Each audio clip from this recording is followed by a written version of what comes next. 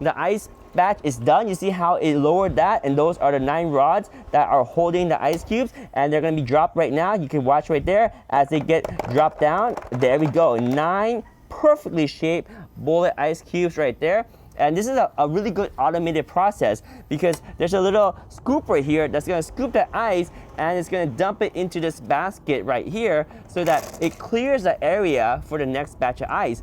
And immediately it's going to suck up the water from down here, so it's going to make the next batch of ice. And you can see the quality of the ice that it just made right here. So this is the bullet ice cubes that I made. It's simple, it's easy, and they're quite cold. This is the COWSAR ice maker right here. Super portable ice maker. This thing makes 9 cubes of ice in just 6 minutes. It's very fast. All you need is to add some water. We use filtered water here, and you need to plug it into an outlet. There's 110 outlet in our truck, so we use that, but you can obviously use it in the kitchen easily, or if you're at a campsite, you can use like a power solar generator to create your power for 110 volt. As long as you get 110 volt and water, you can make ice. 9 cubes of ice in just 6 minutes. 2 things I want to warn you about. Number 1 is make sure you have proper ventilations on the 2 sides and the back, because there's a lot of heat getting pushed out because it's freezing and making ice, right? So heat has to be pulled out.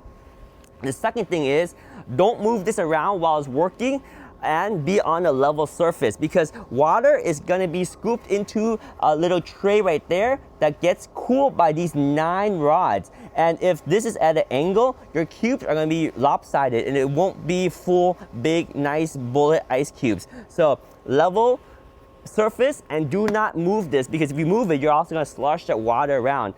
Those are the tips I have. You have 2 indicator lights here, an add water indicator and a full ice indicator. So the add water indicator is when you are too low on water. This is the water tank, just fill up to the maximum and keep it filled, because otherwise there's no water to make ice.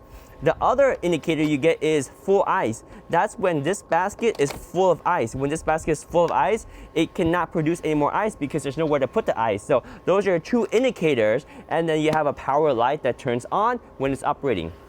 The cool thing is this thing has a self-cleaning mode too. So if you haven't been using an ice maker a while, you can definitely start out by doing the self-cleaning mode. Or if you use it frequently, you probably want to self-clean it every once in a while to keep your machine fresh and working really well. So it's a very simple machine. Like I said, all you do is add water, plug it into a 110 outlet, and you can make ice. And the reason why you would want this is obviously if your refrigerator, number 1, doesn't make enough ice or doesn't work at all. In the summer, we have friends and family over, so there's a lot of ice consumption, and usually we would have to go to the supermarket to get ice, like bags of ice. That takes time, and why not just make your own ice at home? So these are portable ice maker. We use them during the summer, and as you can see, you can use them on the outdoors, like in our truck right here. When you go on your hiking or your camping trails, I mean, if you hike, this is a little bit heavy to carry around, but if you go camping, it's perfect. So there we go.